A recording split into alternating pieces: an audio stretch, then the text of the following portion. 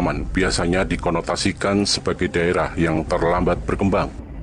Malang memiliki keunikan tersendiri karena sebagai daerah pedalaman, kawasan ini sama sekali tidak tertinggal. Alih-alih Malang justru menjadi pangkal titik inovasi budaya, menjadi sentra peradaban yang berpengaruh terhadap daerah-daerah sekitarnya. Sebagaimana diteorikan oleh ahli sejarah Arnold Toynbee pada tahun 1988, hal ini terwujud karena masyarakat yang tinggal di dalamnya mampu mengembangkan potensi dan peluang yang ada secara tepat guna, sehingga memberi kemanfaatan. Keberhasilan mengembangkan potensi ini melahirkan tantangan baru yang ternyata juga berhasil diatasi dengan baik. Demikianlah urutan ini berlaku. Keberhasilan demi keberhasilan akan melahirkan tantangan baru ke depannya untuk dijawab dan seterusnya. Selama Malang sanggup mengatasi challenge baru dengan respon yang baik, maka Malang akan terus berjaya. Awal ihwal wilayah Malang secara geografis dijelaskan oleh Endal Joni pada tahun 1902 sebagai berikut. Wilayah Malang Raya pada awalnya merupakan suatu danau purba.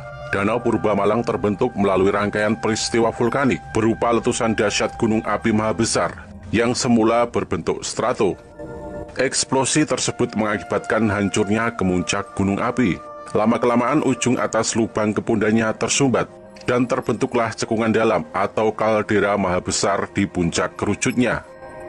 Pada masa awal hingga pertengahan Pleistosen, cekungan ini masih ganas dan belum bisa dihuni makhluk hidup karena lingkungannya dipenuhi dengan aliran lava dan lahar dingin akibat aktivitas vulkanik Gunung Kawi, Gunung Arjuno, dan Semeru Purba.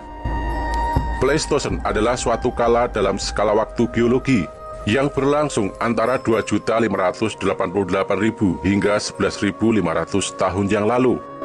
Menjelang akhir masa Pleistosen, sejumlah gunung api purba di Jawa seperti Penanggungan, Anjasmara, Arjuno, dan Kawi Buta mati. Tinggallah Gunung Kelut, Gunung Semeru, dan Welirang yang tetap bertahan sebagai gunung berapi aktif. Pada masa selanjutnya, cekungan dalam itu terisi air hujan melalui lereng gunung di sekelilingnya, sehingga terbentuklah rawa-rawa purba.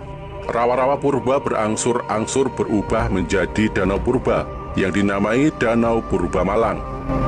Igir-igir Danau Purba Malang tersebut kini berwujud gugusan gunung-gunung yang mengepung Malang, yakni Gunung Welirang, Gunung Anjasmara, Gunung Arjuno, Gunung Kawi, Gunung Tengger, Gunung Semeru, dan Pegunungan Kapur Selatan.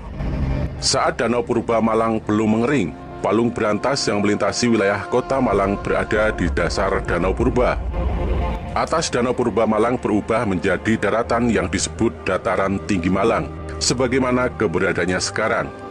Gerakan endogen Gunung Api Arjuno, Gunung Welirang, Gunung Kawi, dan Gunung Semeru Purba mendangkalkan bahkan mengeringkan Danau Purba Malang karena timbunan lava dan lahar yang mengalir ke dalam cekungannya. Proses pengeringannya dipercepat oleh pematusan lewat aliran Sungai Berantas ke arah selatan, yang kemudian berbelok ke arah barat menuju Teluk Dalam antara Blitar Kediri hingga Delta Berantas. Dataran Tinggi Malang adalah dasar danau purba yang amat luas, yang bagus untuk dijadikan areal hunian karena memiliki lahan yang subur. Malang Raya terhitung berada dalam wilayah pedalaman Jawa jika ditilik dari jalur lalu lintas selat utama pantai utara Jawa. Sisi selatan Jawa memang samudera Indonesia yang luas, namun kawasan perairan itu sejak masa lalu hingga sekarang belum merupakan jalur lalu lintas yang utama. Malang ibaratnya berada di pusat sebuah cawan yang besar. Ia relatif terkurung oleh hambatan alam atau natural barrier berupa gunung dan pegunungan. Pada sub-area utara berderet 4 gunung tinggi, yaitu Anjasmara, Welirang, Arjuno, dan Bromo Tengger. Pada sub-area timur terdapat Gunung Semeru. Pada sub-area tengah terbentang 2 gunung yang hampir sejajar dengan arah utara-selatan, yakni Gunung Kawi dan Gunung Buring. Di sub-area selatan berderet pegunungan Kapur Kendeng.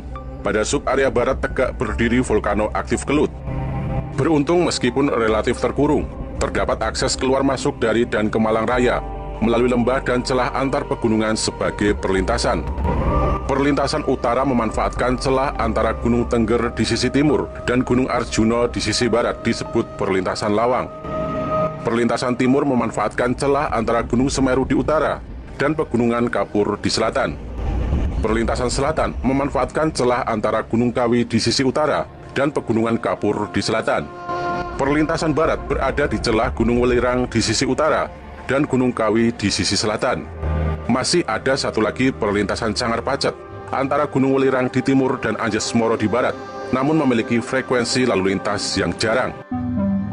Jalur darat di kelima perlintasan tersebut adalah jalur purba yang telah marak dipergunakan sejak zaman Hindu-Buddha dengan tanpa atau sedikit perubahan detail jalurnya sampai kini.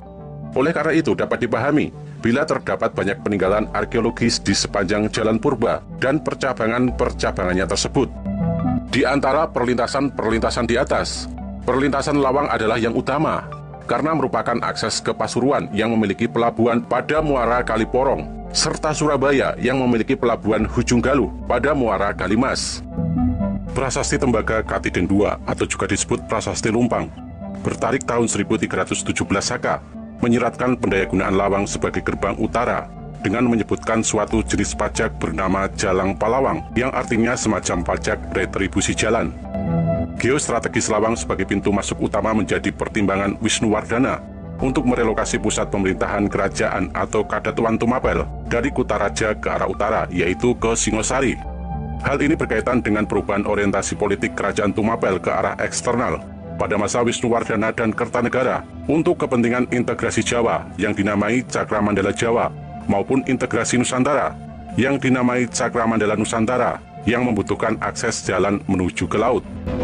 Dari sudut kemiliteran, Lawang sangat penting sehingga sebelum menyerang Kedatuan Singasari, terlebih dahulu bala tentara Jayakatwang mendudukinya dan membangun kubu di tempat ini, tepatnya di Mameling.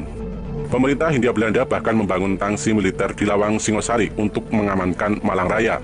Gunung-gunung tinggi dan aliran sejumlah sungai membuat kawasan Malang terlindung secara alamiah, sehingga bisa dipahami bila sejumlah kerajaan menjadikan tempat-tempat tertentu di kawasan Malang Raya sebagai pusat pemerintahannya atas pertimbangan keamanan. Kerajaan Kanjuruhan pada abad ke-8 Masehi yang merupakan kerajaan tertua di Malang Raya bahkan di Jawa Timur menjadikan lembah sisi timur Gunung Kawi yang terlindungi oleh aliran Kali Metro di sisi utara dan timur sebagai kadatuannya. Pada masa selanjutnya sesuai yang termaktub dalam Prasasti Turian pada tahun 929 Masehi, ketika pusat pemerintahan Mataram dipindahkan dari Jawa Tengah ke Jawa Timur, Empu Sendok menjadikan Tamwalang di sisi utara aliran Brantas sebagai kadatuannya. Pasca tahun 940-an, Kadatuan Mataram dipindah lagi ke Midelo Brantas di daerah Jombang. Menurut perhitungan Empu Sendok, kawasan Malang dipandang tepat sebagai Tarukfal basis, yakni basis pengunduran diri untuk konsolidasi dari Kadatuan lama di Jawa Tengah. Tercatat, pertimbangan Tarukfal basis kelak juga menjadi kalkulasi Trunojoyo, Untung Suropati, serta Laskar Pangeran Diponegoro untuk mengundurkan diri, memulihkan diri dari kekalahan, menyusun kembali kekuatan, dan menjadikan Malang sebagai daerah basis perlawanan. 3 abad berselang, tepatnya pasca tahun 1222 Masehi, setelah Sri Rangga Rajasa Sang Amurwabumi memperoleh kemenangan terakhir dari Kerajaan Kadiri dengan rajanya bernama Kertajaya dalam suatu pertempuran di Ganter, ia memilih Kutaraja yang tanahnya membukit dan terlindungi aliran 2 sungai, yaitu Brantas dan Bango pada sisi barat, serta Kali Amprong di sisi selatan, untuk dijadikan kadatuan perdana Kerajaan Tumapel. Kemungkinan sejak abad ke-12 hingga abad ke-13 Masehi, garis demarkasi 2 kerajaan yang saling berseteru, yaitu Kadiri dan Jenggala adalah Gunung Kawi. Ngantang yang berada di tengah keduanya tercatat 2 kali menjadi ajang pertempuran atau palagan, yaitu palagan bagi kemenangan Kadiri Panjalu yang dalam Prasasti Hantang diabadikan dengan semboyan Panjalu Jayati, dan juga sebaliknya menjadi palagan bagi kekalahan Kadiri pada tahun 1222 Masehi. Pada masa keemasan Kerajaan Majapahit, terdapat kerajaan bawahan utama yakni Kabalan di lereng barat Bukit Buring dan sebelah timur aliran Kali Amprong.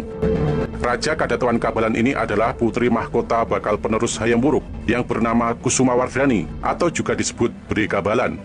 Pada masa sebelumnya, yakni sejak abad 10 Masehi, daerah tersebut merupakan pusat dari watak Tugaran. Pada masa akhir Hindu-Buddha, di suatu tempat yang cukup terpencil pada Pegunungan Geneng Selatan, tepatnya di Desa Jenggala yang terlindung oleh aliran Sungai Brantas di sisi selatan dan Kali Metro di sisi barat, hadir kadatuan Hindu yang terakhir, yakni Sengguruh. Pilihan lokasi kadatuan Sengguruh ini karena mempertimbangkan keamanan kerajaan guna mengantisipasi ekspansi kekuasaan Kesultanan Demak pada masa pemerintahan Sultan Trenggono. Pada masa itu kerajaan Hindu bertumbangan dan Islam mulai menancapkan pengaruhnya di Jawa. Akibat pertimbangan strategis tersebut, Sengguruh baru berhasil ditaklukkan Demak pada tahun 1545 Masehi, setelah penguasa-penguasa daerah di wilayah Jawa Timur lainnya telah lebih dulu berhasil ditaklukkan.